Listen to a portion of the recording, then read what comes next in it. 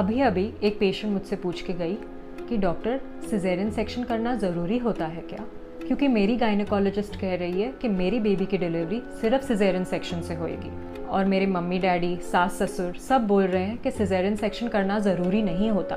ये एक ज़रिया होता है जिससे डॉक्टर पैसे बनाना चाहते हैं, नहीं तो हॉस्पिटल का बिल बढ़ाना है या डॉक्टर के पास टाइम नहीं होगा नॉर्मल डिलीवरी करने के लिए। ये सब अफवाहें हैं और इन्हें क्लैरिफाई करने के लिए मैं आज डॉक्टर देविका चोपड़ा आपसे सिजेरियन सेक्शन के बारे में बातचीत करूंगी।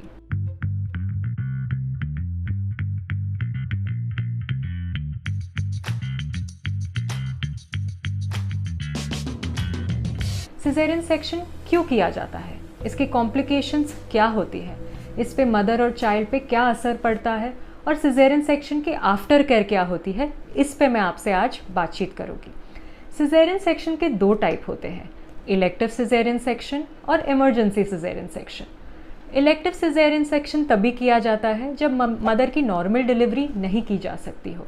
आजकल IVF प्रेगनेंसीज बड़े वोग में हैं, इनफर्टिलिटी के केसेस बढ़ रहे हैं, इसलिए IVF, IUI वगैरह के वजह से आजकल बेबीज़ बनाए जा रहे हैं। तो डॉक्टर को रिस्क नहीं लेना होता कि नॉर्मल डिलीवरी के टाइम कुछ ना कुछ हो जाए। डॉक्टर क्या, पेशेंट्स भी रिस्क नहीं लेना चाहते कि बेबी को कुछ हो जाए नॉर्मल डिलीवरी के टाइम। कभी कभी मदर का बर्थ कनाल छोटा होता है या मदर का प्लेसेंटा थैली के मुंह पे होता है, तो नॉर्मल डिलीवरी तो कर ही नहीं सकते। मदर के पेट पे कभी कोई ऑपरेशन हुआ होगा या यूट्रस पे कोई फाइब्रॉइड रिमूवल या पहले सिजेरियन सेक्शन हुआ होगा, तब भी डॉक्टर रिपीट सिजेरियन सेक्शन के लिए कहते हैं। अभी इमरजेंसी सिजेरियन सेक्शन क्या होता है? इमरजेंसी सिजेरियन सेक्शन तभी किया जाता है जब नॉर्मल डिलीवरी के दौरान बच्चे के हार्ट बीट गिरे या मदर को कोई कॉम्प्लिकेशंस हुए, मदर की ब्लीडिंग हो जाए, मदर का ब्लड प्रेशर बढ़ जाए या कोई और साइड इफ़ेक्ट होए जिससे बेबी का हेल्थ या मदर का हेल्थ उस पर असर हो जाए। तो नॉर्मल डिलीवरी के दौरान हम सिजेरियन सेक्शन के लिए कहते हैं और मदर का सिजेरियन सेक्शन करते हैं। अभी सिजेरियन सेक्शन के इंडिकेशंस क्या होते हैं? मटर्नल इंडिकेशंस मतलब मदर के लिए, माँ के जान के बचाने के लिए, और फीटल इंडिकेशंस कि बच्चे के जान को बचाने के लिए। तो मटर्नल इंडिकेशंस क्या होते हैं? कभी कभी प्रेगनेंसी के दौरान मदर का ब्लड प्रेशर बहुत बढ़ जाता है, 140/90 या इससे ऊंचे रिकॉर्ड में आता है। तभी मदर का ब्लड प्रेशर ब्रेन तक पहुंच जा सकता है और मदर को अकड़ी के अटैक या एपिलेप्टिक फिट्स आ सकते हैं। उसको रोकने के लिए बच्चे की डिलीवरी तुरंत करनी पड़ती है और बच्चे की डिलीवरी के लिए हम सिजेरियन सेक्शन सजेस्ट करते हैं। कभी कभी मदर का शुगर बहुत बढ़ जाता है, डायबिटीज़ बहुत बढ़ जाती है, इससे इन्फेक्शन के चांसेस होते हैं। मदर को यूरिन इन्फेक्शन हो सकता है, वजाइनल इन्फेक्शन हो सकता है, ब्लड का इन्फेक्शन हो सकता है। तभी डॉक्टर बोलते हैं कि बच्चे को इन्फेक्शन ना पहुंच जाए, इसलिए हम सिजेरियन सेक्शन करेंगे। अभी बच्चे के जान को बचाने के लिए क्या इंडिकेशंस हो सकती हैं? कभी कभी बच्चा बहुत प्रीमेच्योर होता है या मदर की थैली फट जाती है, मतलब पानी बाहर निकल जाता है, तो वो बच्चा प्रीमेच्योर होता है और वो बच्चा नॉर्मल डिलीवरी की कॉन्ट्रैक्शंस नहीं ले पाएगा। कभी कभी बच्चा बहुत छोटा होता है, उनका वेट 2.5 किलोस या 2.5 किलो से कम होता है। ये बच्चों का सिर नॉर्मल डेवलप नहीं होता है और वो यूट्रस के कॉन्ट्रैक्शंस नहीं ले पाता, तभी हम डॉक्टर सिजेरियन सेक्शन सजेस्ट करते हैं।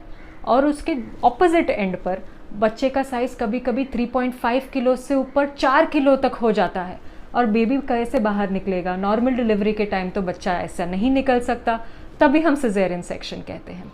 कभी कभी बच्चे के नेक के अराउंड अम्बिलिकल कॉर्ड होता है, वो टाइम पे नॉर्मल डिलीवरी के दौरान बच्चे का हार्ट बीट गिर सकता है, तो हम सिजेरियन सेक्शन के लिए करते हैं। तो ये सब इंडिकेशंस हो जाते हैं। कॉम्प्लिकेशंस, सिजेरियन सेक्शन की कॉम्प्लिकेशंस क्या होती हैं? हर पेशेंट मुझसे ये पूछता है, डॉक्टर ऑपरेशन बड़ा है, कॉम्प्लिकेशंस क्या होंगी? तो ये क्वेश्चन बहुत रेगुलर क्वेश्चन होता है और इस पे मैं अभी आपको थोड़ा इन्फॉर्मेशन देना चाहती हूँ। हर सर्जरी के कॉम्प्लिकेशंस होते हैं। हर सर्जरी में एनेस्थीसिया होता है, तो एनेस्थीसिया के कॉम्प्लिकेशंस हो सकते हैं। हर सर्जरी में ब्लीडिंग भी हो सकती है और सिजेरियन सेक्शन में हम यूट्रस पे कट ले रहे हैं, तो वो टाइम पे ब्लीडिंग थोड़ा ज़्यादा हो सकता है। पर उसको प्रिवेंट करने के लिए या ये ना हो, हम ब्लड का प्रबंध सिजेरियन सेक्शन से पहले ही कर लेते हैं। इन्फेक्शन भी हो सकता है, ऑफ कोर्स हम कट ले रहे हैं, अंदर बॉडी के ऑर्गन पे जब कट लिया जाता है तो इन्फेक्शन के चांसेस हो सकते हैं। तो हम सिजेरियन सेक्शन करने से पहले पेशेंट को एंटीबायोटिक्स देते हैं और वो एंटीबायोटिक्स हम कंटिन्यू करते हैं। सिजेरियन सेक्शन ख़त्म होने के बाद पेशेंट के डिस्चार्ज के बाद भी 5 दिनों तक हम पेशेंट को एंटीबायोटिक देते हैं। तो ये सब कॉम्प्लिकेशंस हो गए। अभी आफ्टर केयर क्या होता है, पेशेंट के आफ्टर केयर का हमको क्या ख्याल रखना पड़ता है। सिजेरियन सेक्शन के आजकल के जो हम कट लेते हैं, सर्जिकल कट लेते हैं, वो स्किन के नीचे, वो नेवल के नीचे लेते हैं और स्टिचेस भी अंदर, स्किन के अंदर लेते हैं, जिसको हम सब क्यूटिकुलर स्टिचेस बोलते हैं। तो उनको निकालना नहीं पड़ता। पहले के ज़माने में स्टिचेस काटने पड़ते थे, आजकल हम स्टिचेस को काटते नहीं हैं। पेशेंट के डिस्चार्ज होने के 1 हफ्ते बाद हम ड्रेसिंग करते हैं और पेशेंट की पट्टी निकाल देते हैं और पेशेंट नहा भी सकती है। तो इसका कोई कॉम्प्लिकेशन नहीं होता कि ज़्यादा केयर लेना पड़ेगा पेशेंट को, और 6 हफ्ते बाद पेशेंट नॉर्मल हो जाती है। जैसे नॉर्मल डिलीवरी के बाद 6 हफ्ते बाद पेशेंट नॉर्मल हो जाती है, वैसे ही सिजेरियन सेक्शन के बाद पेशेंट नॉर्मल हो जाती है। सिजेरियन सेक्शन के बाद माँ को दूध नहीं आता, दूध पिलाने में तकलीफ़ होती है, ये सब अफवाहें होती हैं। प्लीज़, जब भी आपकी डॉक्टर आपसे सिजेरियन सेक्शन के बारे में बातचीत करना चाहे या बोलती है आपको सिजेरियन सेक्शन करना होगा, आप प्लीज़ उनसे खोल के बात कीजिए, उनसे प्रश्न कीजिए कि डॉक्टर क्यों कर रहे हैं सिजेरियन सेक्शन, बच्चे के लिए, मेरे लिए, इसके कॉम्प्लिकेशंस क्या होंगी। अगर आप अपने डॉक्टर से ये पूछेंगी, हर डॉक्टर आपसे खोल के बात करेगा। प्लीज़ आप डरिएगा मत। सिजेरियन सेक्शन आजकल के ज़माने में एक नेसेसरी सर्जरी हो सकती है।